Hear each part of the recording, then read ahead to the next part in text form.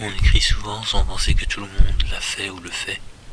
Ou encore on parle d'un sujet en long et en large dans une chanson, sans penser non plus au fait que son seul titre serait peut-être moins laid, laissant place au respect de la parole de l'autre comme raison à profusion. Rien, aucune œuvre n'échappe au ressenti de la banalité, car rien, aucune œuvre n'est surnaturelle en réalité. Car l'univers, la vie, le génie ne sont qu'un ensemble de causes et de conséquences, ce qui me donne envie de parler pour aller dans le bon sens. L'univers était-il destiné à éparpiller la matière dans le vide? L'apparition de la vie est-elle inéluctable ou une chance inouïe? Le Big Bang et sa conscience, la conscience ou l'intelligence ont un goût acide?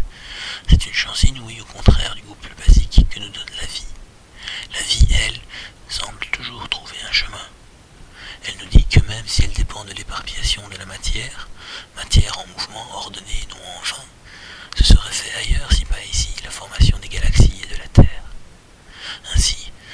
Ainsi, même si le Big Bang n'est pas inéluctable, il l'aurait été autre part, c'est un fait indéniable, peut-être sans homme, mais un autre univers, amas de poussière, dans un autre état de conscience restreint dans un système solaire. L'homme n'a pas encore défini comme possible l'au-delà de ce qu'il voit, mais je crois qu'il suppose depuis toujours un ailleurs de ce qui est connu.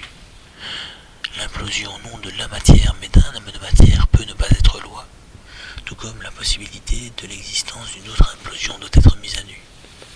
Si l'existence acide de notre univers et de nous-mêmes est difficilement concevable, je suis choqué de voir ce qu'on fait de ce monde inconsolable.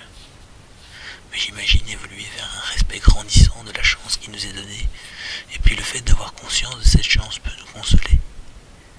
Dans un univers aussi chaotique qu'ordonné, l'homme s'est construit à son image. Toutes les planètes se structurent une orbite autour du Soleil qui ne se rencontre jamais, et des météorites peuvent anéantir la vie sur Terre ou juste percer les nuages.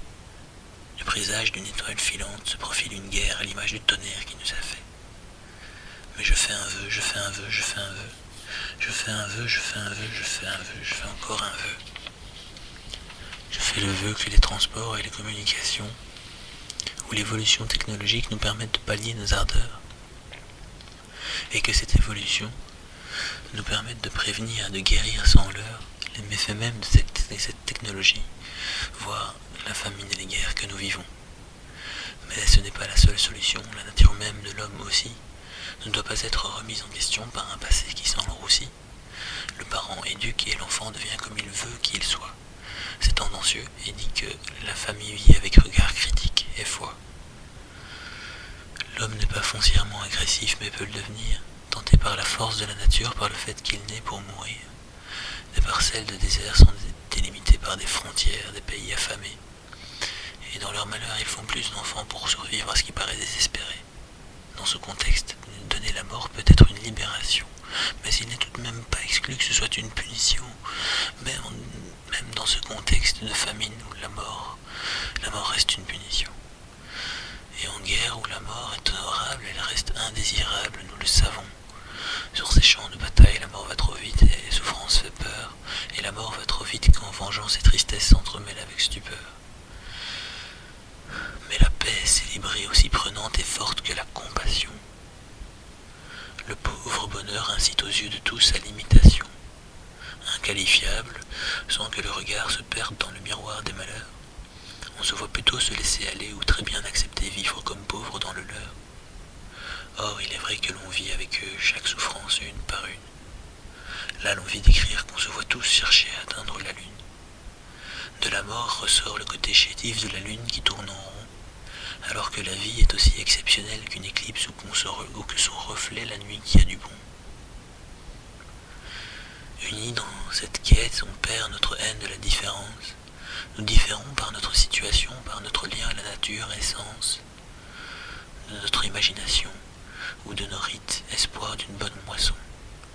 La nature est à l'essence même de la célébration, et nous la savons. Tout autant éternel et sacré que la mort, sans vie plus de peine, sans peine plus de joie, sans meurtre plus de haine. Que nous haïssons le meurtre au point de le légitimer. La légitime défense prône tuerie au nom de l'innocence imaginée. C'est simplicité et dit que la guerre des peuples est aliénation. L'être encore vivant se rapproche de la mort et de son sillon. va d'oisiveté et d'abondance pour vivre avec les siens, dans la pauvreté commune de son peuple qui se disait naturel. Alors, quand on le voit déchoisir le difficile pour exister parmi les siens sans fin, pourquoi la violence appelle à la violence, voyant une telle existence surnaturelle? Un seul, conditionné par la foi de tous, ne fait pas exception, mais fait partie du commun exceptionnel tant proie à la déception. En témoin d'une détresse insurmontable, je viens vous conter une fable. Comme il me fut facile et farfelu de réaliser l'angoisse de ce monde, comme lié à la haine d'autrui ou de simples malheurs, nous le pouvons. Or, il n'en est rien, c'est ma culpabilité qui dans mes passions abonde. Je viens vous jurer que le malheur aurait pu dépendre de ce que nous vivons. Dans un monde en guerre, j'aurais projeté mon angoisse d'un simple vide de sens sur mes ennemis responsables du fait que l'homme mange tout pour survivre, et de tout ce que la pensée laisse comme vide sans que je pense, à ce que l'homme peut vivre naturellement sans que le souvenir soit ce qu'il y a de pire.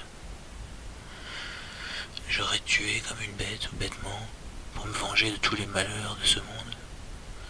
Dans une vie teintée d'une grande fierté et de gratitude, je sonde ce qu'il reste d'humain sur terre et me rends compte clairement que peu ont la chance de faire une histoire relative de leur malheur tout bonnement. Car dans cette vie irréprochable pourvue de bonté, c'est en me perdant dans mon malheur que je me suis retrouvé et que je me vis vengeur, ou plus que je me vis envieux de ceux qui se font vengeurs. Justicier du bonheur perdu de son peuple, à jamais mis à mal par ce texte, qui raconte l'éternité d'une perdition, vengée ou pas, jamais salvatrice du contexte. De la vie de l'homme interminablement voué à la déchéance, à la décadence, dans le but de se rendre compte de cette vision de délivrance, où le malheur est accepté comme telle une diablerie à part entière, qui nous souffle l'instinct de pallier ou de soigner la restriction de notre colère. Quand castrer l'expression de la haine revient à taire la moitié de sa vie, haïr la réalité doit revenir à vouloir la changer. D'où ce qui suit. Même si c'est ennuyant de s'empêcher de parler de ce qu'on sait, je préfère que tous nous sachions ce dont on n'a pas envie de parler. Je ne sais pas pourquoi nous sommes en guerre, mais je me rappelle que nous sommes destinés à une bonne vie sur Terre. Aussi je comprends qu'on se sente dévié de la bonne pensée, mais rien ne légitime un acte de vengeance prémédité. Et la bonne pensée, c'est regarder passer différent et distant de nous-mêmes, le perturbateur de son bien-être, qui nous amène à réaliser le renforcement de ce pourquoi nous nous battons, ce que l'on aime.